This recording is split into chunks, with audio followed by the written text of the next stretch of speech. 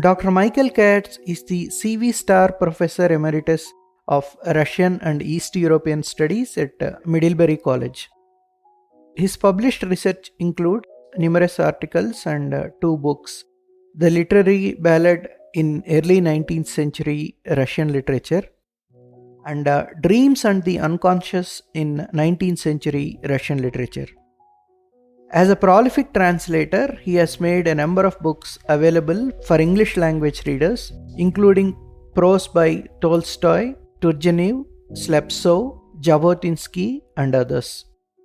His translations of Dostoevsky's works include Notes from Underground, Devils, Crime and Punishment. Dr. Katz translated the Brothers Karamazov recently, and the book came out in July 2023. In this conversation, he spoke about 19th century Russian literature, Dostoevsky's contribution to literature, and retranslating the Brothers Karamazov, and the joy he continues to derive from pursuing the craft of translation over the last 4 decades. Welcome to our podcast, Harshniyam Dr. Katz. It's an honor to have you with us today. Thank you. You worked a lot in translating classic Russian literature, especially 19th century Russian literature. Which is the first Russian novel you read and loved totally? Sure. It was Crime and Punishment. I was 15 years old. I was in high school and I had started studying the Russian language. And it occurred to me, somebody suggested that if you are interested in Russia, read Crime and Punishment.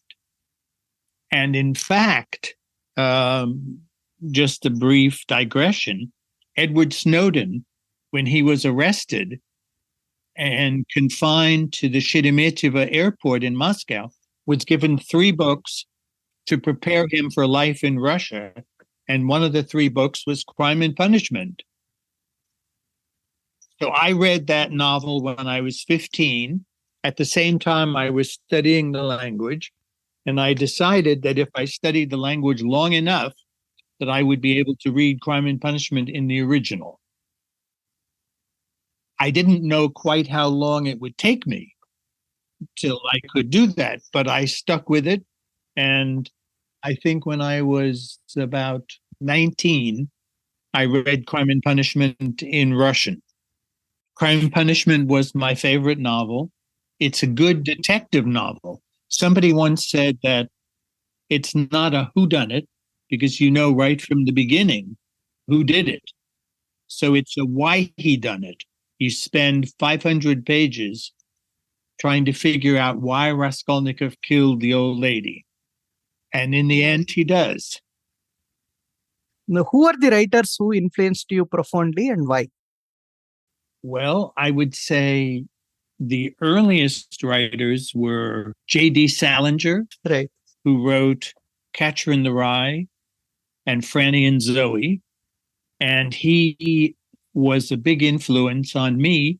Curiously, Dostoevsky was a big influence on J.D. Salinger. And I actually wrote an article some years ago about the influence of of Dostoevsky on Salinger.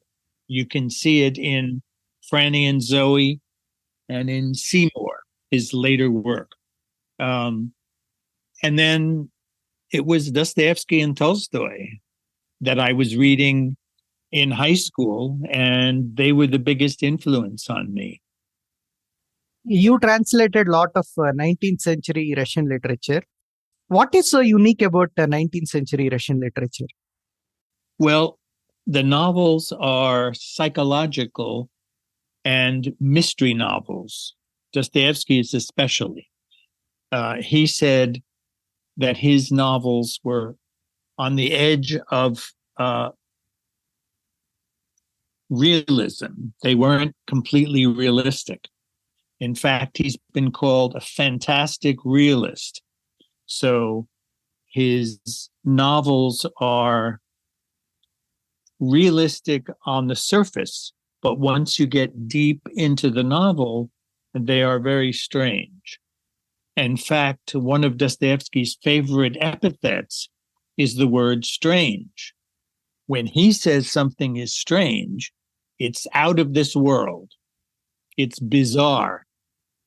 I would say it's the most interesting period of Russian history for me, when things are happening. And what occurs is Russian literature was very quiet from the Middle Ages on through the 18th century. There were not very many writers of note. There was classical literature, but it was less than fascinating and imitative of French and German and English models. But beginning in the 19th century with Pushkin, the most famous Russian writer, the poet, Russian literature came into its own and began dealing with its own themes, its own style, its own language. And it produced, within 100 years, from Pushkin's birth in 1799 to Anton Chekhov's death in 1904, within that 100-year span, it produced phenomenal novels. Turgenev, Tolstoy, Dostoevsky, Saltykov-Shchedrin, and a lot of other people that you haven't heard of that we study in graduate school. But this burst of creative energy is unknown in any other culture. 100 years of Russian literature. And that has kept me busy for my entire professional life. You have become a translator in response to a student's request, I read. Can you tell us in detail about it? Yes, I was teaching a course called The Soul of Russia. It was cultural history, cultural and intellectual history. And there's a novel that was written by Alexander Herzen, and the novel is called Who is to Blame? And I would come into class and I would summarize the novel for the students, and I would say, gosh, I wish this novel were translated. Gosh, why hasn't anybody translated this novel?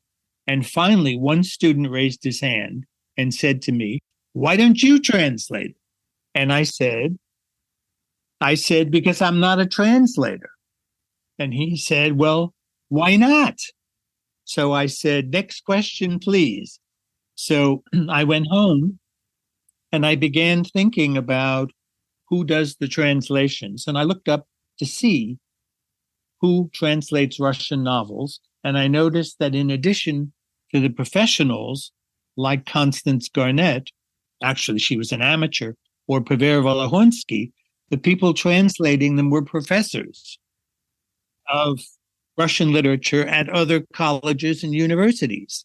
So I thought, well, maybe I'll try my hand and see whether I can translate. So I sat down and in 2 summers work, because I was teaching during the year, in 2 summers, I translated Herzen's novel, Who is to Blame? And that was published in 1980. And that was my first book, the first thing I translated. And then it was successful. It won a prize. And I decided that maybe I could be a translator. So since then, I've been translating Russian novels, as well as teaching and administering departments. Totally, how many novels you translated from Russian? I think it's about 22 now. Which is the most challenging work till date for you to translate out of these 22 odd novels that you have done? Well, I would say Dostoevsky's style demanded the most. He's very intense when he writes. Nothing happens slowly in his books. He doesn't use the word gradually or slowly. Everything is sudden. Suddenly this, all of a sudden that. And I've translated 4 things by Dostoevsky. And of those, it's possible that Notes from Underground was the most difficult. The first 30 pages are all philosophy, and they're not novelistic at all. They don't have a plot. It's the underground man's complaint that life is unfair and that he's closed himself in the underground. And that's a very difficult part to translate. Karamazov's Grand Inquisitor, the most famous part of the novel, that's hard to translate too. So you had to do any preparation for this to get these three translations done? I've been teaching that book for 50 years, reading it, reading criticism of the book, hearing my students talk about the book. There wasn't much reading I had to do. When did you first read Brothers Karamazov, and what was your impression when you read it first? Well, I read it in high school when I was 15 or 16, and I found that it raised the questions that were bothering me as an individual.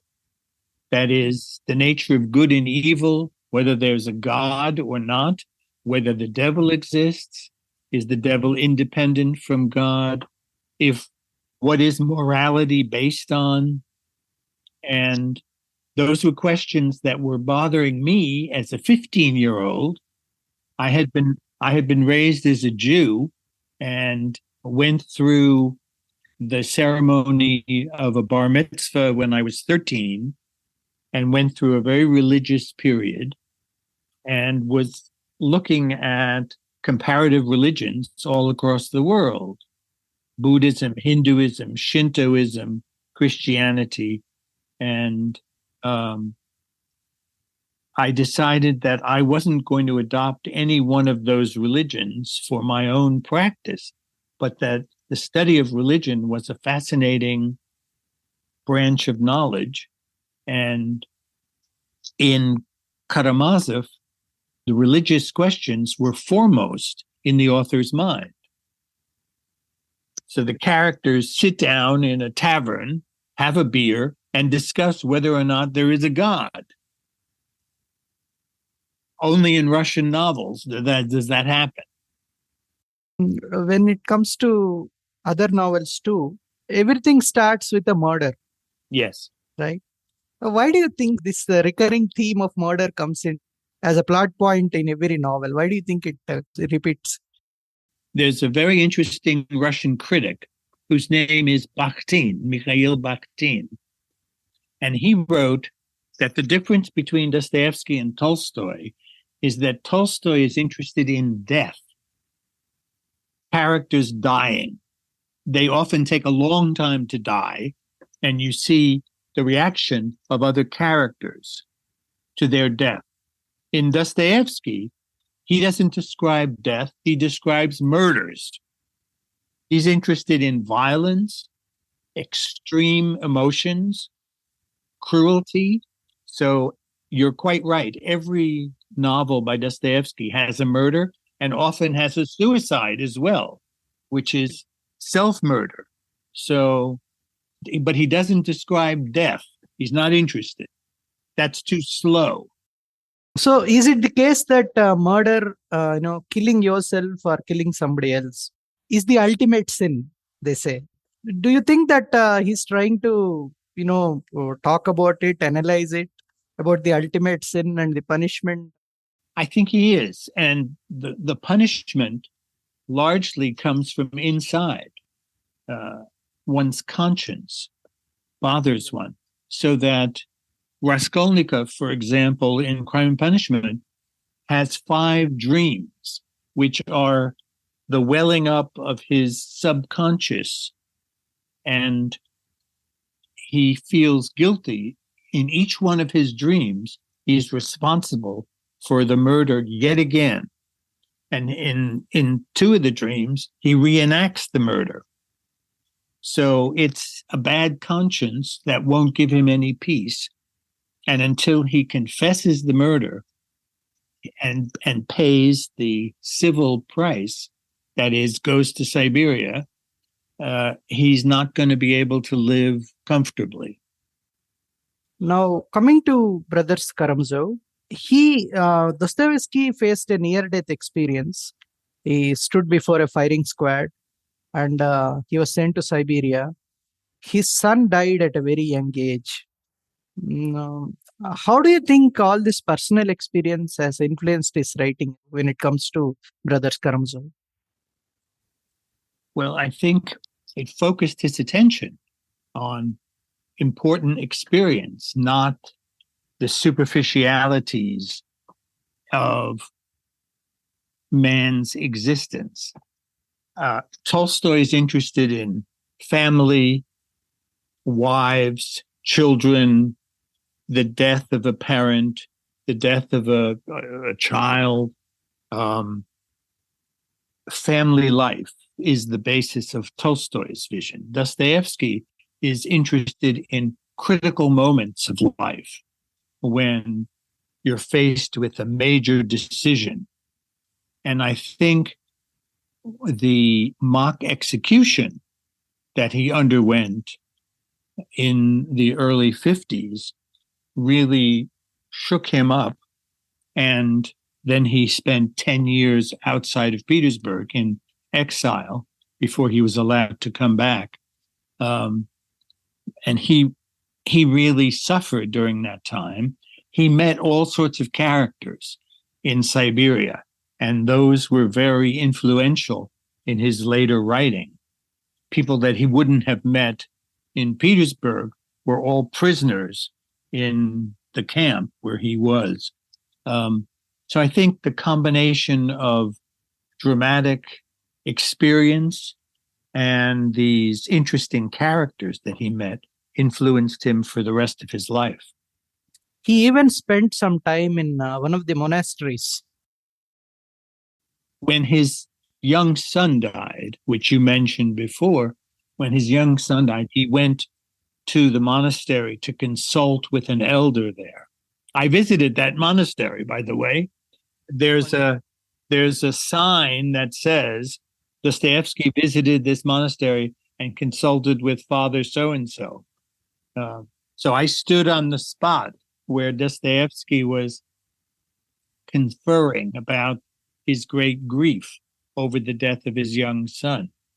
But yes, he knew a great deal about monasteries and about the institution of the elder, which is Father Zosima. When it comes to the ending of Brothers Karamazov, there was Alyosha's speech about importance of faith in God, offering hope. Mm-hmm. Dostoevsky appears to be a person who believes in God greatly. Definitely. Despite that, like Camus, Kafka, who says that man is responsible for his own action and all, they all say that they are influenced by Dostoevsky. Well, I think he raises the right question. I mentioned before about how I got interested in him. He raises questions of existence, of faith, of morality, of truth. He doesn't waste time on superficialities. And whether you accept his answer or not, if you've read my postscript in the novel, I say that I personally don't accept his answer. I'm not a believer. But it doesn't make any difference because I still think about those questions and I meet people who are believers, and this helps me understand other people. You mean to say the questions he raises are more important than the answers he gives? I think that's right. That's well put. There was a mention of, the second part, the sequel to Brothers Karamazov. I don't think he was ever going to write a sequel. I think that it was a narrative trick in a way to say, I'm going to write a second book. I tell you that Alyosha is the hero of my book, and you wonder why he's the hero. He plays such a slim role in this first novel. Well, I'm going to write a second novel and make him the real hero of that book. In fact, there are no notes, no outlines, no letters. Dostoevsky had outlines and notes to every one of his novels. I have them all. I have them in Russian and in English. He was constantly doodling and making sketches of what he was going to write. but there's nothing that indicates he was going to write a second volume. So I think it was not accurate. The evidence suggests that there isn't any indication that he did write a second novel. One is enough, I think. How do you think your translation improves the previous translations? Well, I think there are several things that I do that the other translators haven't done. One of them is I'm looking at Dostoevsky's humor. It's very dark and sometimes black humor. And I try to bring out the humor wherever I see that it exists. Sometimes it's in his language. Sometimes it's in his characters. In Karamazov, the father, Fyodor Karamazov, is a buffoon. And every scene that he's in is funny. It ends up with some sort of hysterical outrage. And you laugh. And I think it's more than just comic relief. It's genuine humor that Dostoevsky is using.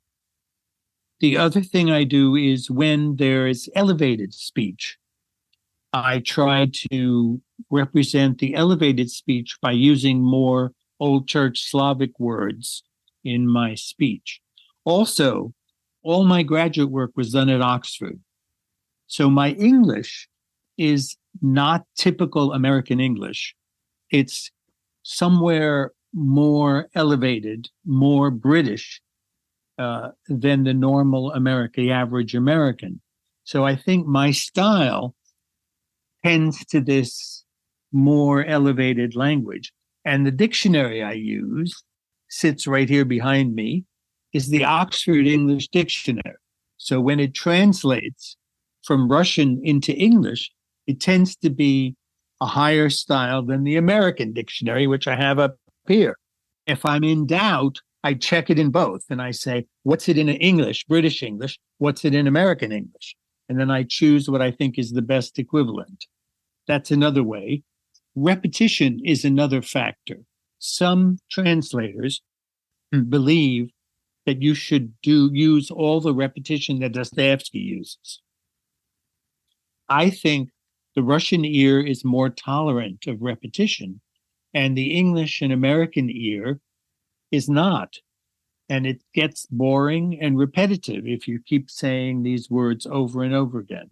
So I try to decide whether the repetition is semantically loaded or not. A word like laceration, nadriv, the Russian word is. So he uses that word very carefully. And other translators, Pavir Volahonsky, I think, have chosen a break.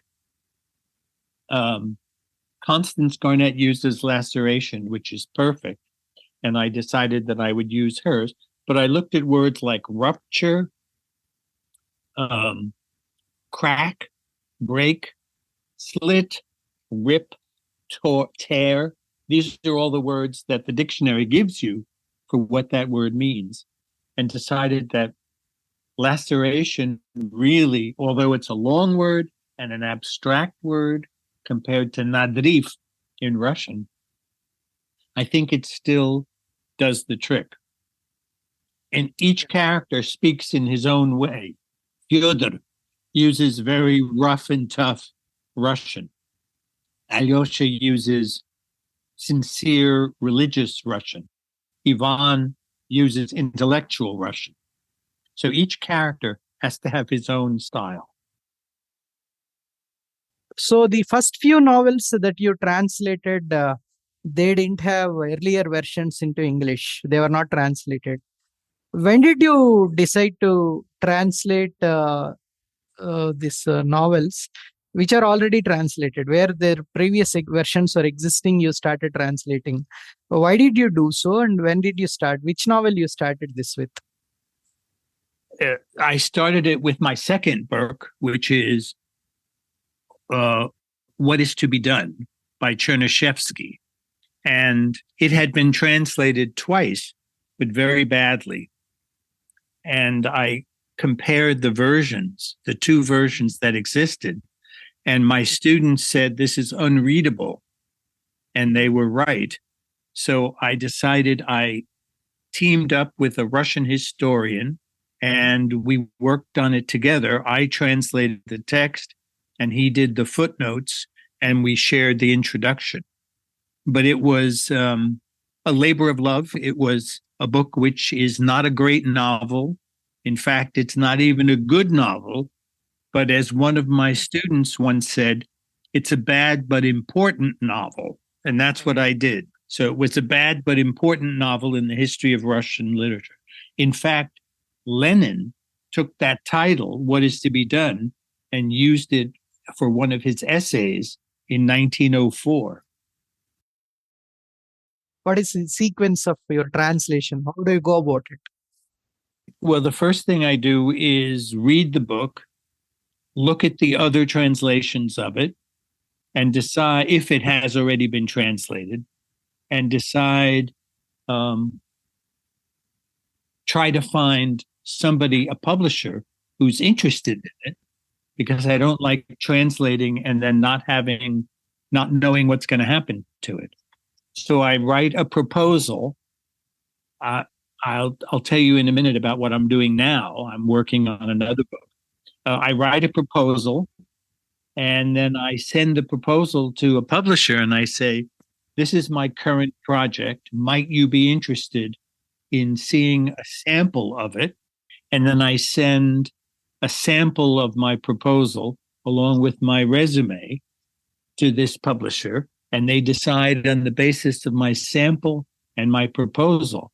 They usually send it out to readers, and the readers report on it and recommend whether to publish it or not. And then I start at the beginning. I work early in the morning from about 5 a.m. until 7:30 when my wife wakes up, and we have breakfast together, and I tell her how the day's translation went. And then I don't work on it again until the next morning. I do it when my mind is its sharpest, which is very early in the morning. And once you translate the first cut, do you revisit and... Oh gosh, many times.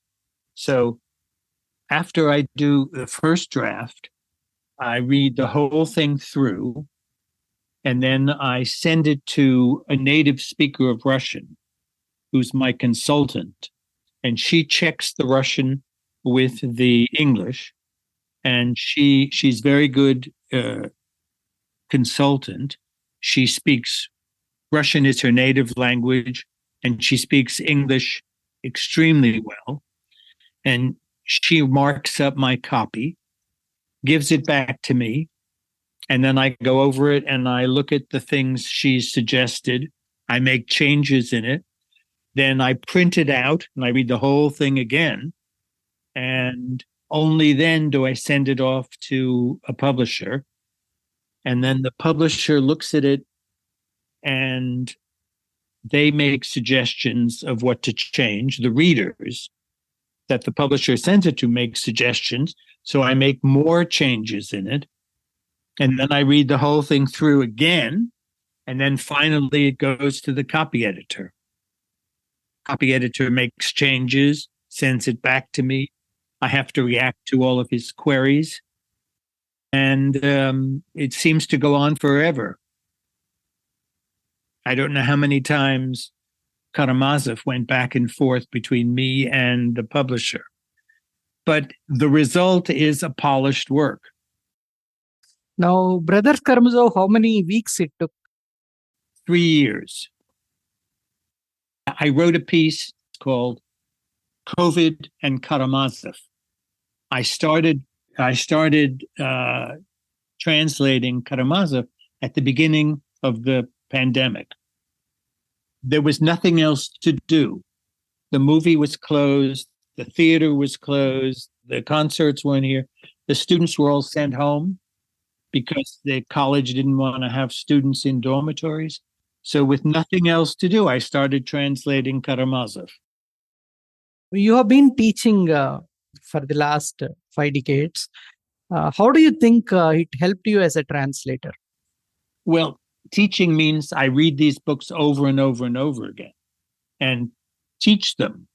And teaching something, you get to know it very well. And students discuss the books in class and then write papers about it. And I learn from my students.